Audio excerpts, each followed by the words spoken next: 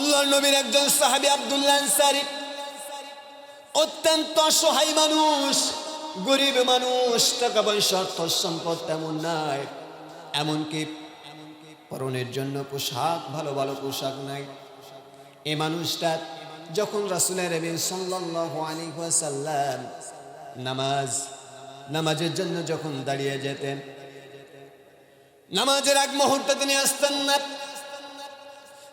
নামাজে রাসূলের সাল্লাল্লাহু আলাইহি ওয়াসাল্লাম দাঁড়িয়ে গেছেন, এমন মুহূর্তে পিছন থেকে দৌড়ায়া দৌড়ায়া সে জামাতে শামিল হয়ে যেতেন। জোরে বলেন সুবহানাল্লাহ। আবার যখন নামাজ শেষ হয়ে যেত তখন আবার পিছন দিক থেকে দৌড়ায়া দৌড়ায়া সবার আগে বাসায় চলে যেতেন। আমার ভাইরা লক্ষ্য করুন, সাহাবীরা অভিযোগ দিলেন, ইয়া রাসূলুল্লাহ, ইয়া হাবিবাল্লাহ, আপনার সাহাবী আব্দুল্লাহ আনসারী মনে হয় মুনাফিক হয়ে গেছে।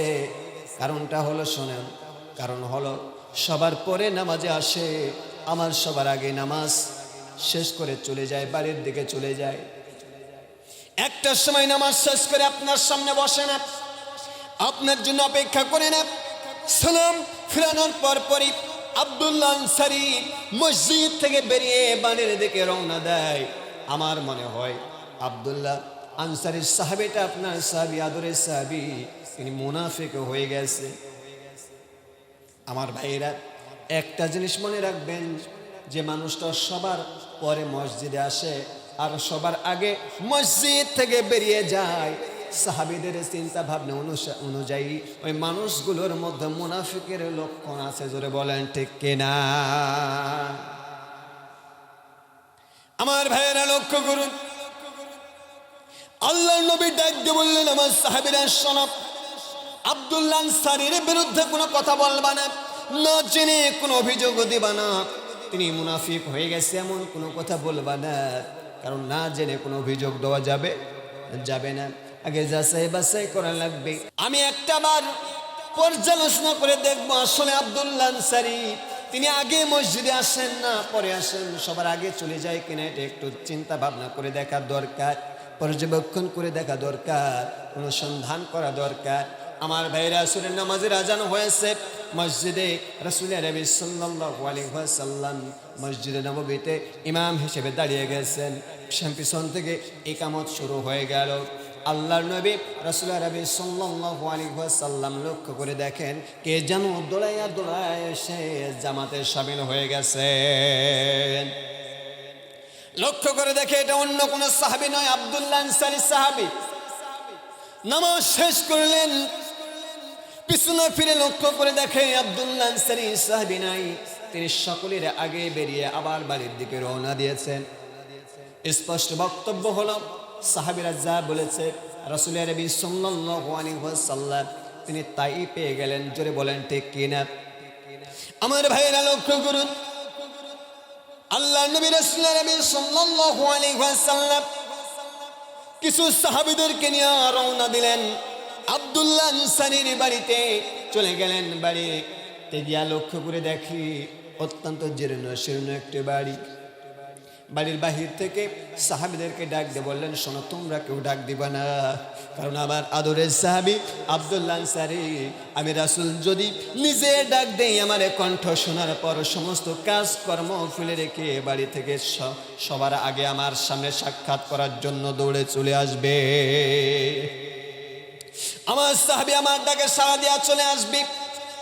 আল্লাহর নবী ডাক দিলেন, সর্বপ্রথম সালাম জানালেন, সালামের কোনো উত্তর নাই। দ্বিতীয় নাম্বার সালাম জানিয়ে দিলেন, আবার সালামের কোনো উত্তর নাই। আল্লাহর নবী ডাক দিয়ে বললেন, আমার সাহাবীরা, আমার আব্দুল্লাহ আনসারী সাহাবী কি অন্যরকম হয়ে গেছে নাকি? দুইটা ডাক দিলাম, আমার ডাকে তো সাড়া দেয় না। আমি সর্বশেষ সালাম দেব, যদি সালামের জবাব না পাই তাহলে আমরা রওনা দেব, তার সঙ্গে সাক্ষাৎ করব না, তার সঙ্গে আর দেখা করব না।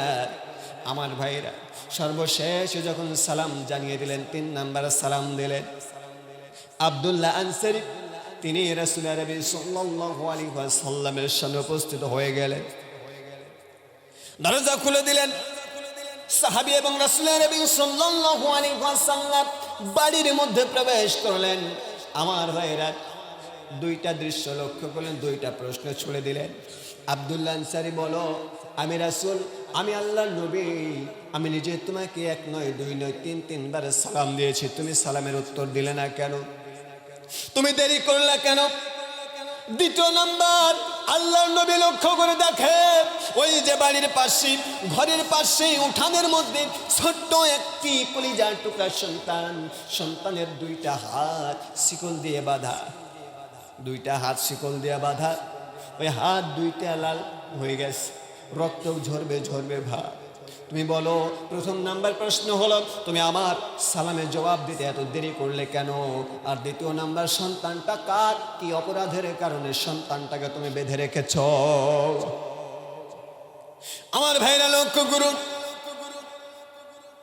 ঘড়ির দিকে তাকাবেন না, 2, 3, 4, 5 মিনিট অতিবাহিত হলে আমার কোনো সমস্যা নাই। আমার ভাইরা লক্ষ্য করুন, আব্দুল্লাহ আনসারী সাহাবী প্রশ্ন শোনার সঙ্গে সঙ্গে দু চোখের পানিগুলো ছেড়ে দেয়া কান্না শুরু করলেন। ডাক দিয়ে বললেন, ইয়া রাসূলুল্লাহ, ইয়া হাবিবাল্লাহ, আমি আপনার এত অসহায় সাহাবী, এত গরিব সাহাবী, আপনি লক্ষ্য করুন আমার পরনের মধ্যে একটি মাত্র শুধু চাদর। এই চাদরটা যদি আমি উপরের অংশে পরি, নিচের দিক থেকে হাঁটু বেরিয়ে যায়, আবার যদি হাঁটু ঢাকি তাহলে উপরের অংশ বেরিয়ে যায়। এই একটি মাত্র চাদর। প্রশ্ন করতে পারেন, তাহলে তোমার বিবি কি করে? ইয়া রাসূলুল্লাহ, ইয়া হাবিবাল্লাহ, আমার ঘরের মধ্যে একটি গর্ত কাটা রয়েছে, গর্তের মধ্যে আমার স্ত্রী মুহূর্ত উলঙ্গ। যখন চাদরটা আমার স্ত্রী পরে তখন আমি আব্দুল্লাহ আনসারী আমি নিজে উলঙ্গ হয়ে থাকি, আবার যখন আমি পড়ি তখন আমার স্ত্রী উলঙ্গ হয়ে গর্তের মধ্যে অবস্থান করে। ইয়া রাসূলুল্লাহ, ইয়া হাবিবাল্লাহ, মন চাই আপনি নামাজ শেষে আপনার সামনে বসে বসে আমি গল্প করি, আপনার সুন্দর চেহারাটা দেখি, আমার মন চাই কিন্তু পারি না। ইয়া রাসূলুল্লাহ, ইয়া হাবিবাল্লাহ, আপনি যখন আসরের নামাজ শেষ করে দিয়েছেন আমি একটা দৌড় মেরে বাড়ির মধ্যে চলে আসলাম, বাড়ির মধ্যে চলে আসলাম। ইয়া রাসূলুল্লাহ, ইয়া হাবিবাল্লাহ, আপনি কি জানেন ওই মুহূর্তেই আমি যখন আপনার পিছনে নামাজ পড়ি, আমার বিবির গা থেকে শরীর থেকে আস্তে করে চাদরটা খুলে নিয়ে বিবিকে গর্তের মধ্যে রেখে আমি দোলাইয়া দোলাইয়া আপনার পিছনে জামাত ধরেছি, নামাজে দাঁড়িয়ে গেছি। ইয়া রাসূলুল্লাহ, ইয়া হাবিবাল্লাহ, নামাজ শেষ করেছি। ইয়া রাসূলুল্লাহ, আমি জানি আসরের ওয়াক্ত খুব বেশি সময় থাকে না, আমি যদি মসজিদে অবস্থান করি আমার বিবির নামাজটা কাজা হয়ে যাবে, এই জন্য নামাজ শেষ করে সঙ্গে সঙ্গে একটি দৌড় মেরেছি। ইয়া রাসূলুল্লাহ, ইয়া হাবিবাল্লাহ, বাসায় এসে আমার বিবিকে আমার চাদরখানা দিয়েছি, বিবি চাদরখানা গায়ে দিয়ে নামাজে দাঁড়িয়ে গেছে, আমি গর্তের মধ্যে অবস্থান করি। আপনি যখন প্রথম সালাম দিয়েছেন ইয়া রাসূলুল্লাহ, ইয়া হাবিবাল্লাহ, আমার কানে পৌঁছে গেছে কিন্তু আমি উত্তর দিতে পারি নাই। আমি যদি উত্তর দিতাম আর যদি আপনার সামনে যেতে আমার দেরি হতো আপনি আরো বেশি কষ্ট পেতেন, কারণ ওই মুহূর্তে আমার পোশাক পরে আমার বিবি নামাজে দাঁড়িয়েছে আর আমি গর্তের মধ্যে উলঙ্গ, আপনার সামনে হাজির হতে পারবো না। আর দ্বিতীয় নাম্বার, সালামের যখন সালাম দিয়েছেন আপনি শুনেছি, আমি শুনেছি কিন্তু উত্তর দিতে পারি না, এই জন্য আমার বিবি এখন পর্যন্ত নামাজের সালাম ফেরায় নাই। দ্বিতীয় নাম্বার, যখন আপনি সালাম দিয়েছেন আমি গর্তের মধ্যে উলঙ্গ হয়ে বসে আছে, কেমনে আপনার সঙ্গে সাক্ষাৎ করি, এই জন্য পারি নাই। কিন্তু আপনি যখন তৃতীয় নাম্বারে সালাম দিয়েছেন আমার বিবি নামাজ শেষ করেছে, বিবির কাছ থেকে চাদরটা নিয়ে নিজে গায়ের মধ্যে জড়াইয়া আমি আপনার সামনে উপস্থিত হয়ে গেলাম আর আমার বিবি গর্তের মধ্যে বসে পড়েছে। এই কথা শোনার সঙ্গে সঙ্গে রাসূল আরবি সাল্লাল্লাহু আলাইহি ওয়াসাল্লাম সহ রাসূলের সাহাবীগুলো কান্না করা শুরু করে দিয়েছে।